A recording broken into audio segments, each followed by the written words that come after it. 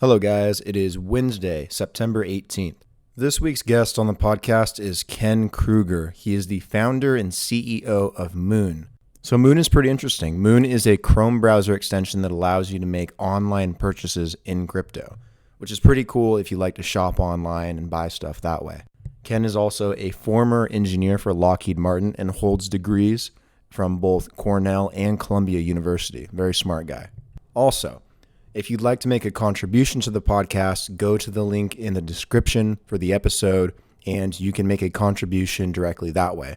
Contributions are definitely not necessary, but they do help keep away those pesky ads. As always, be sure to subscribe if you haven't already, and share this episode with somebody that you think would like to learn more about crypto. All right, enjoy. This is the BlockHash Podcast.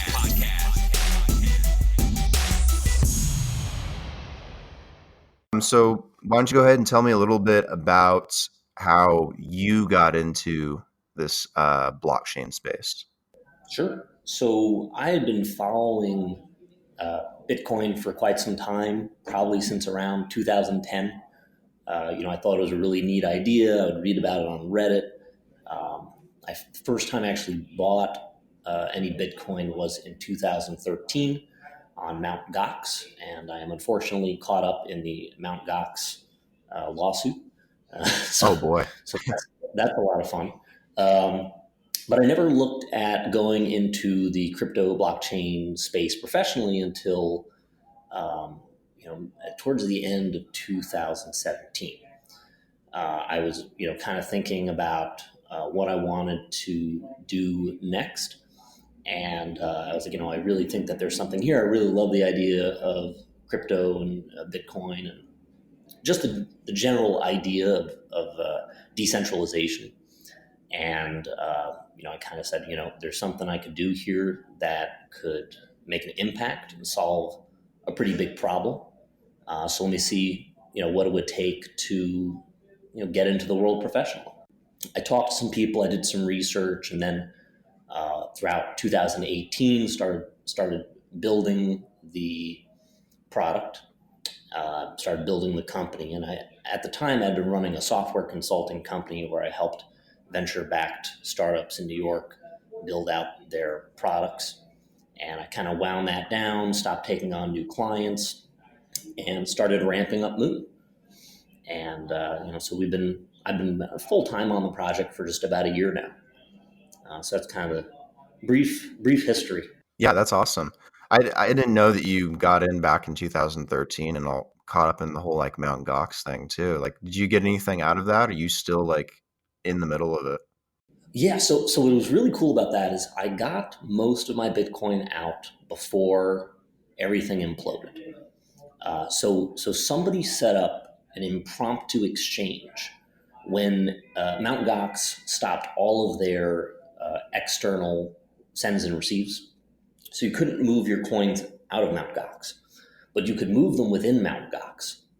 So somebody used the Mt. Gox API to set up this impromptu exchange where you could trade trapped coins on Mt. Gox for free coins outside Mt. Gox by transferring between different accounts. And it was this sketchy website. It had a couple input fields. You put in your Mt. Gox login information, how many coins you want to sell, and like a deposit address. And it was just like a blank white page with this form. And I was purely relying on people on Reddit to tell me that this was a legitimate functioning product. And I was able to get, there was an exchange. It was about 3-to-1. So 3 trapped coins for 1 free coin. And so I got pretty much everything off except for like half a Bitcoin, which was like a rounding error at that point in time. So I'm trying to get my half a Bitcoin out of Mt. Gox. And that's what I'm involved in the class action lawsuit. We'll see whatever happens. Occasionally I get some stuff in the mail in Japanese. Don't entirely know what it means, but I've been going through following all the paperwork that I need to do. But that was, I remember, trying to get my coins off. That was a horrifying experience, but really cool that somebody was able to set up that exchange on the fly. Exchange thing sounds really sketchy though. Like it sounds like someone knew that it was like gonna completely collapse beforehand and then kind of set up this way to maneuver around it a little bit. Well, everything back then was Oh yeah. sketchy. You would trade on some sites that looked like it was from 1995, and there's trading on some kind of Russian site that people on Reddit would say, "Oh yeah, this is legitimate," and it was a very different cowboy world. Yeah, it was very But different, that's for sure. But yeah, that's an interesting backstory. Didn't know that at all. That's really cool.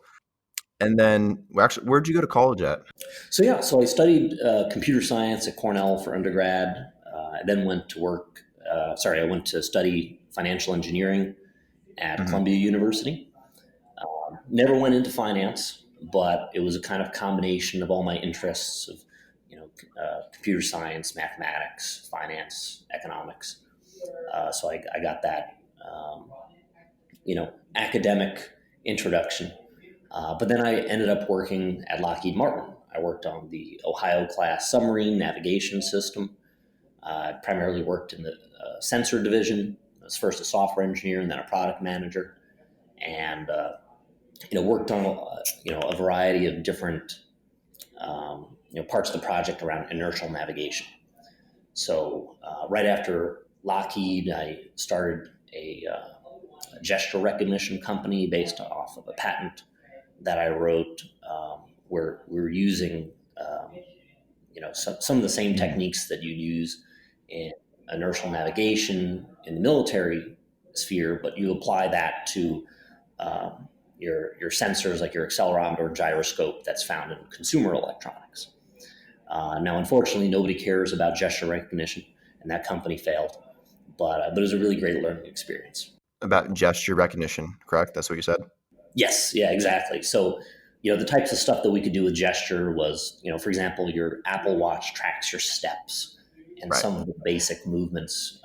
With our technology, we were able to detect like a bench press, squat, lunge, jumping jack, sit up, push up, Hmm. uh, pretty much anything you did. And we also did machine learning on your watch. So if you did 5 repetitions of a movement, it would use machine learning to learn that new movement. So it was really cool. It was cutting edge. We developed this before the Apple Watch was released, Right. and we were kind of betting on that. The whole Fitbit craze and fitness around gesture, and then I think that the kind of that whole industry, all of our competitors, everybody working on that stuff just kind of went out of business. So Why did they it go out of was business? What happened? yeah, I think nobody really wanted to use it for that type of tracking, right? Step Really? counts are That's great. crazy. It's very passive. But what we found was that a lot of people who were, going to the gym for weight training or Hmm. calisthenics or really the hardcore people, they didn't want to wear a smartwatch on their wrist. Um, you know, and even Fitbit struggled quite a bit after that. People, the Apple Watch really took off, and everybody wears the Apple Watch, but it's not so much for a fitness device if you're weight training or doing any of the complex exercises. It's really utilized mostly by runners, bikers, and swimmers. So we just never saw that conversion of the quantitative self, kind of roll over into the other sports. So maybe that'll change in the future. There are some people who even came out with some dedicated devices to try to do this type of tracking, and Hmm. everything just seemed to kind of flop. Yeah, maybe I guess the market maybe was just too niche for that. But I mean, it's also kind of surprising because you'd think that the way health is going nowadays and people getting even more and more particular with what their body's doing and how they're managing their body, that they kind of want something like that, that market would be a lot bigger. So that's kind of interesting. Yeah, we went to gyms, we did user research, and we found there are people who have smartwatches, but they take them off when they go to the gym. And they're like, I just don't want this on my wrist. And then you get into weird situations. Like if you're wearing an Apple Watch while you're doing a bench press, Hmm. your wrist or the part of your hand could touch the button on your Apple Watch. Hmm. So there's like all these interesting things that we learned from doing this, and I think it's going to happen eventually. but still to be seen when when that gets adopted by the broader market. Right. No, I have issues with my Apple Watch every once in a while too. And sometimes I find myself taking it off if I'm like weightlifting because I'll like hit the watch and then it'll start like running the timer for some reason. And like it's Yeah, off and I don't know why it's running the timer. exactly. But like other times, like if I'm running, it's awesome because I can track my heart rate. I really don't, I think it depends on like who it is specifically in that market. I don't know. It's really weird, but I mean, it's technology you'd think everyone would want to use like all the time, like Mhm. for their Yeah, like fitness life, not just their lifestyle life. it'll happen eventually. It's just a matter of when. Well, we're already kind of way off topic anyways, but um, Yeah, yeah. regarding what you actually do with Moon, I've used it a few times. I actually have the extension and have used it with Amazon, and it's pretty cool. It's really interesting. But for those that don't know how to use it, that are going to be listening to this episode, can you tell us a little bit about how Moon works? So it's pretty straightforward. Moon is a browser extension. You install it into your browser. Right now, we support Chrome, Brave, and Opera. We'll be supporting additional browsers soon. So you just add that to your browser. You go shop on Amazon like you normally would. You just add products to your cart. We augment the product page so you'll actually be able to see the price of any given product in whichever cryptocurrency you'd like to pay with. And you just add the product to your cart. When you're in checkout, Moon gives you the option to complete your purchase using cryptocurrency. So, we offer two different methods right now. One is you can pay via Lightning Network, in which case a Lightning Network invoice, QR code, and public key shows up. So you could deposit and then instantly complete your transaction. Or you can connect your Coinbase account to Moon. In that case, you'll be given the option to select one of your Coinbase wallets. So you can pay with Bitcoin, Litecoin, Ether, or Bitcoin Cash. And you hit pay and you're done. So it all happens instantly. We don't charge you any additional fees. And it's a pretty seamless experience overall. Everything happens on your Amazon account. There's nobody behind the scenes making a purchase for you or anything sketchy like that. So far we've been on Amazon.com for a little while, and we're going to be launching on some additional e-commerce merchants soon. Notably, within the next week and a half, we're going to be supporting Amazon Canada. We're going to be expanding to the European Amazon sites and eBay and Walmart and sites like that pretty shortly thereafter. But so far, most people have requested, it's funny. Everybody's like, oh, Amazon.com. So we have folks in Canada, folks in Europe who are messaging us every day. Hey, when are you going to support, co.uk? When are you going to support Amazon.de? So we're really prioritizing all of those, which is interesting because we weren't thinking about international expansion as happening so soon, but there's just so much demand for that. So we're just kind of expanding internationally with our Amazon support before we go to additional merchants in the US. No, that's awesome. I love it in Canada, so I'm glad you guys made it up there. Oh, yeah, yeah. So did you guys have to work with Amazon on this directly, or do you guys just overlay on top of their merchant platform? Yeah, so that's what's great about our technology is that we overlay on top of existing e-commerce sites. So we don't have to do any direct B2B sales into any of these e-commerce websites. A lot of people say, oh my gosh, Amazon's taking Bitcoin. It's like, well, not exactly. We didn't convince the biggest e-commerce company in the world to suddenly accept Bitcoin. I wish we could, but it's going to take them a little bit longer to get on board the Bitcoin train. So what our technology enables is, we're able to facilitate these transactions. The merchant still gets US dollars or whichever fiat currency they expect, but we allow the consumer to pay in the cryptocurrency of their choice. And, this is what we kind of see as necessary for the next 5 years or so until cryptocurrency becomes more widely adopted. So if you're a merchant, if you're an Amazon or Best Buy or somebody like that, to accept cryptocurrency and to actually hold that cryptocurrency is such an undertaking. of updating your accounting systems. Maybe you're running a trading desk. How do you pay your suppliers? It gets to be very complex, and they're just not willing to do that at this point. So they need to receive fiat. But what we're doing is satisfying the demand that consumers have to spend cryptocurrency. And we think that with all this consumer spending behavior, that's when you can go to a merchant and say, hey, why don't you now accept cryptocurrency as a payment method?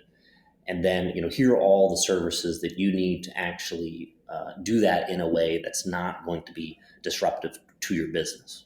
It's one of the things that kind of drew me into it when I first saw you guys. I think you guys were in an article when I first heard about Moon, and then I tried it out. And I was like, well, this is a great solution. Because, there's all this effort to try and get retailers of all kinds to accept Bitcoin, accept crypto, to hold custody of crypto for their customers, for a service or product. But it's just not feasible today. Yeah. And it's far easier, especially when they don't necessarily want to hold it, to have someone in the middle. And I know it's like counterintuitive to like the whole idea behind blockchain to have someone in the middle. It's awesome because it kind of helps everyone out in that situation, whether you're the customer or you're the retailer. It makes the whole like paying with crypto part very seamless in the commercial marketplace. Yeah, and it's something that, again, this is a temporary situation where you need to have these intermediaries and you have to convert from crypto to fiat. I do think eventually, everyone will be on crypto, but in the short term, what's a really interesting problem to solve is how do you transition from where we are today to that future where we all want to be? And that's where, you come up with these imperfect solutions where sometimes, the purists and the idealistic people say, hey, I don't want to shop online with crypto unless, the merchant is actually taking the Bitcoin and using it to pay their suppliers. And it's like, wait a second, that's just not feasible at this point in time, So, you need a solution like this in the short term to kind of get things going. And then hopefully that can springboard us into, helping get merchants on board to natively accept crypto. Absolutely. And what you guys are doing definitely solves a lot of problems. So when someone goes to use their crypto, are they only able to buy with Bitcoin, or can they use a different type of crypto?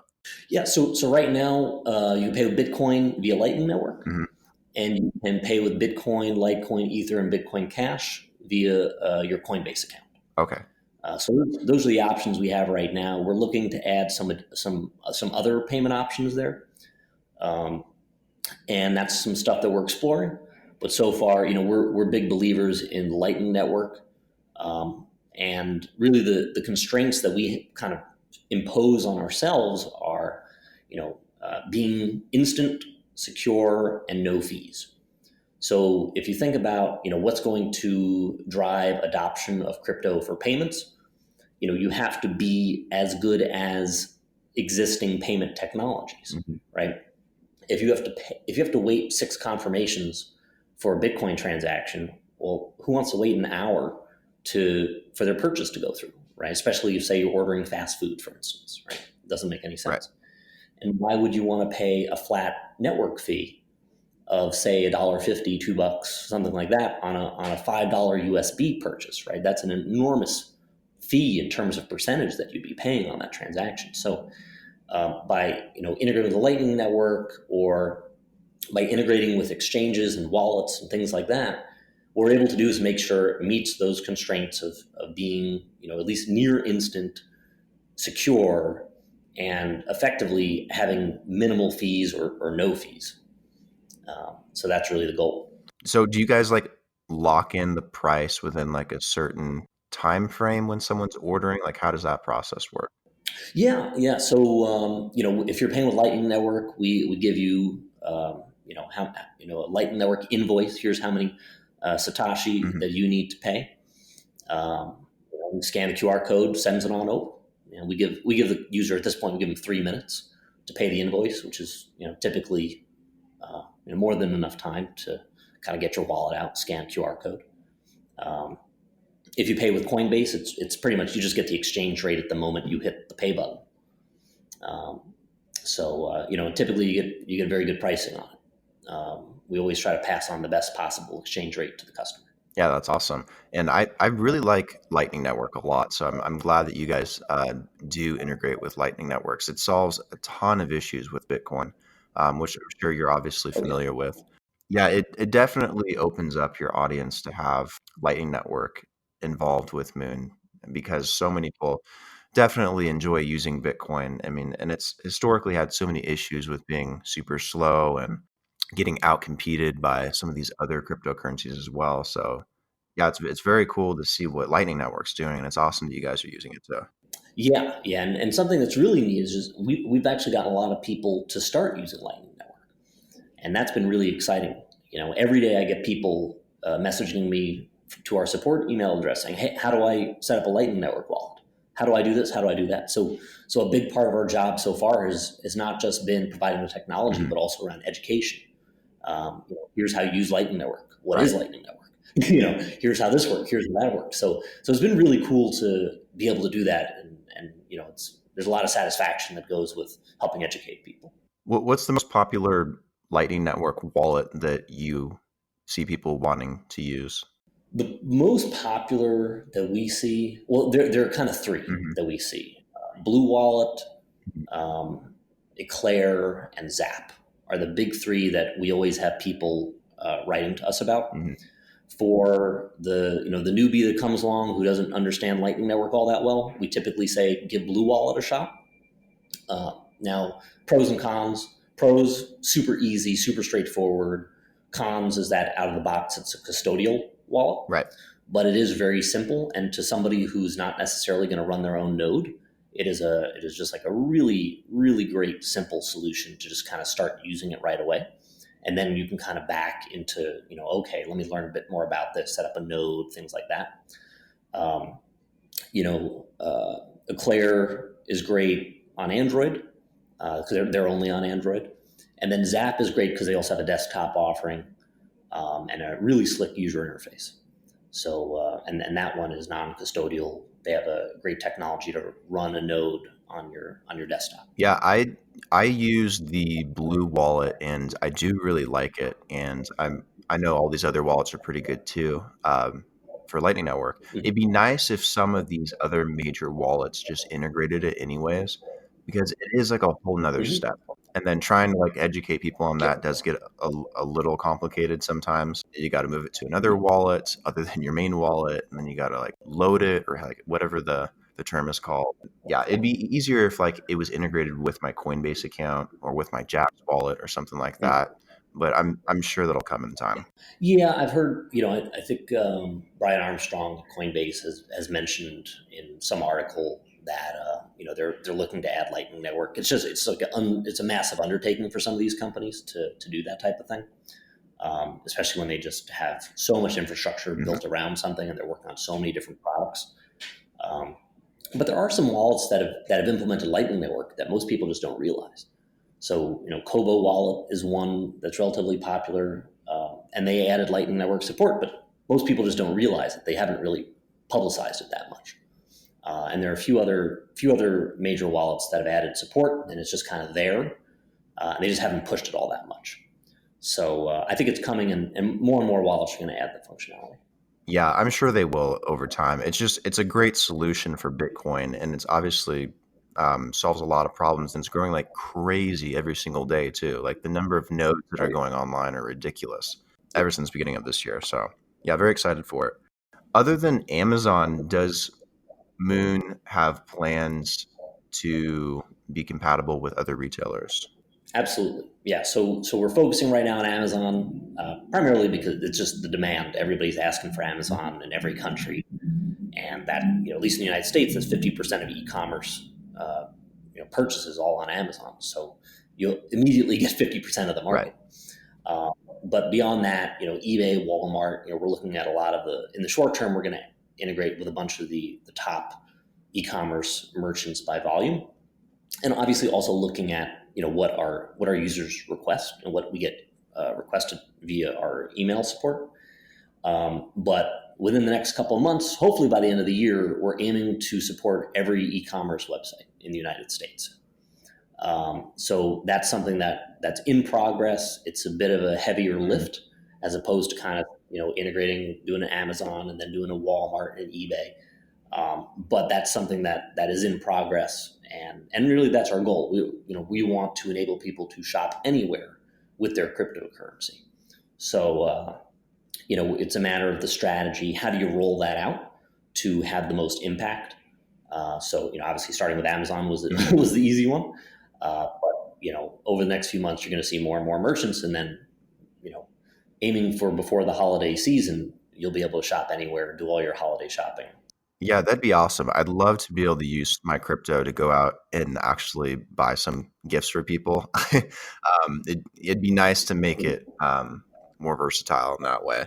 And yeah, that's awesome that you guys have Oh yeah. that big of a milestone to hit by the end of the year too. Like, there's a lot of potential for Moon to do a lot of good and to help people spend their Bitcoin or their crypto every single day.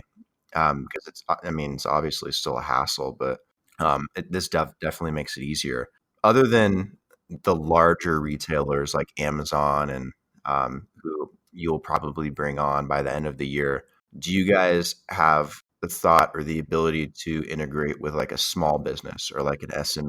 Yeah. So when I say we'll be on every e-commerce website by the end of the year, I mean every e-commerce website. Doesn't matter which one it is. Oh, okay. So that'll be from the big box retailers to the mom and pop shops. So that'll be, that's what we're in progress of working on right now. So like I said, focusing on the big box retailers with these high volumes, and then kind of going after that long tail of the mom and pop shops. And I think there's a lot of value there, and a lot of people want to shop. We've actually had a lot of small businesses reach out to us.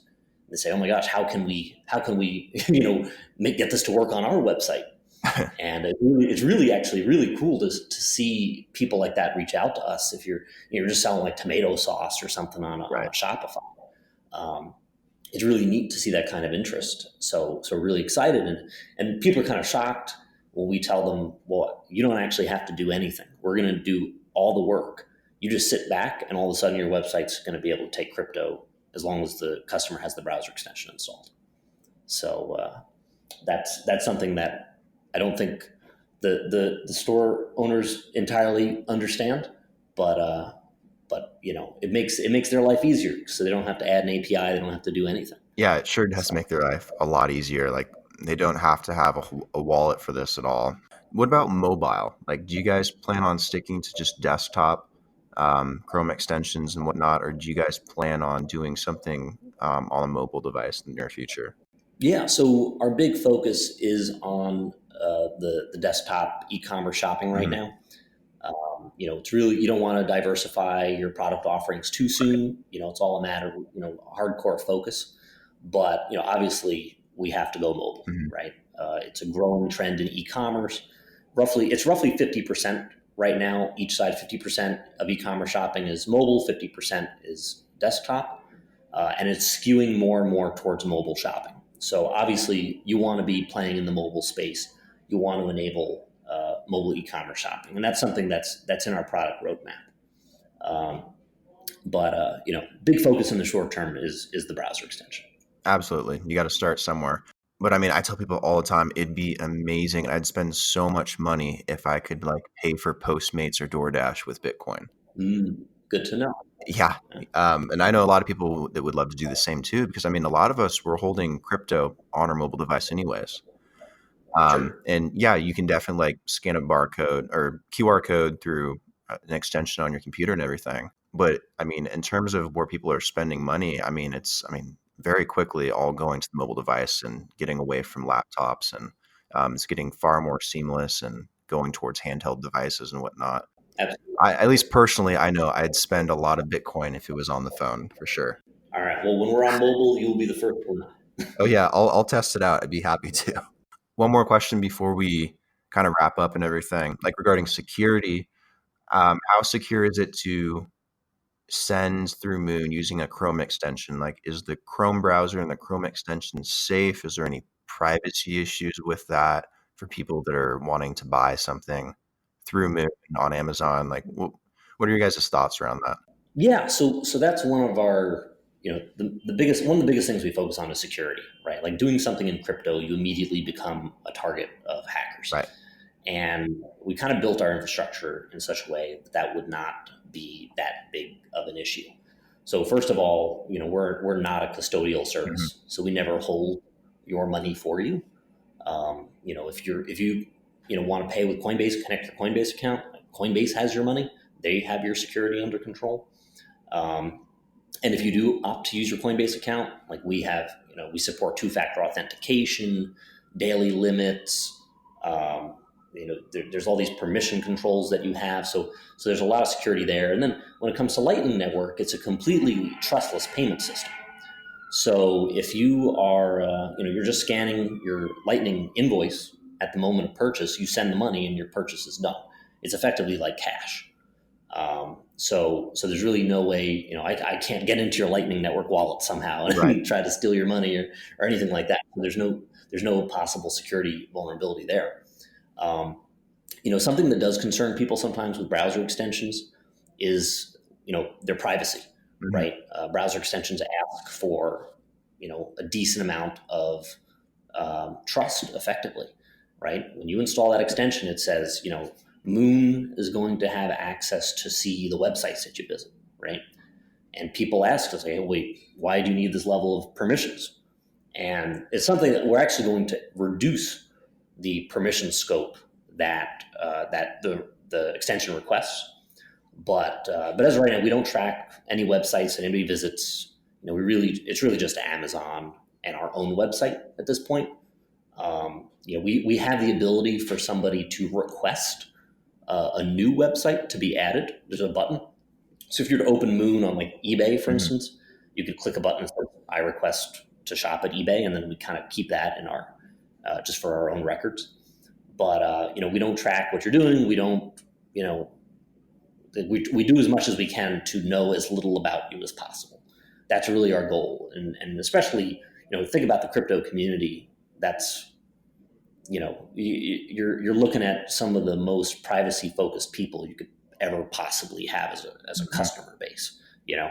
So building that trust and making sure that privacy is there is very important, and we're going to continue going down that path. And like I said, restricting some of the permissions that we request, and then giving the customer more options for kind of restricting what Moon is able to do, and just to give them that additional warm, fuzzy feeling inside that we're doing the right thing. Yeah, that's awesome. I'm glad you guys are definitely taking the time to like really put some thought into it too. Because I know there are a lot of people that obviously are very worried about sending their Bitcoin somewhere and then losing it, or getting hacked, or someone jumping into the middle and taking it. There's all kinds of horror stories over the years of how things have gone wrong with crypto. It just motivates a bad actor to find a way to kind of get in the middle somehow. So no, it's awesome that you guys definitely have that as a priority too. That'll make a lot of people happy. Absolutely. And we're always, if anybody has any great ideas or any feedback, I personally respond to just about every customer request that we have, any email that's sent, any contact form. I love hearing feedback. I love to hear people's thoughts and concerns, and that just helps us to improve the product, improve the experience, and deliver a valuable service to as many people as we can. So anybody listening, feel free. It's paywithmoon.com. On social media, it's @paywithmoon. You can email me at contact@paywithmoon, ken@paywithmoon.com. Happy to always hear from everybody. Go to paywithmoon.com, send him a whole bunch of emails, blow up his inbox. Oh, I'm gonna get spam now, aren't I? This is trouble. Well, no spam. Please don't spam him. But before we wrap up and everything, did you have any important dates or roadmap updates or anything that any of the subscribers or listeners should be aware of regarding what Moon's doing that's coming up? Yeah, so if you're in Canada and you've been dying to spend your crypto on Amazon.ca, stay tuned in the next week or so, And if you are in Europe, you know, stay tuned a couple of weeks out. You'll be able to shop on couk.de, you know, all the European Amazons. So we're super excited about that, and we hope everybody enjoys. Well, Ken, thank you for coming on and everything. Really appreciate it. And talking about Moon, kind of elaborating on where you guys are at, how it works, and where you guys are going. I think a lot of people will take a lot of value out of that for sure. So yeah, thank you. Really appreciate it. Thank you so much for having me. It's been a pleasure. Anytime. All right. Have a good day. You too. Bye-bye.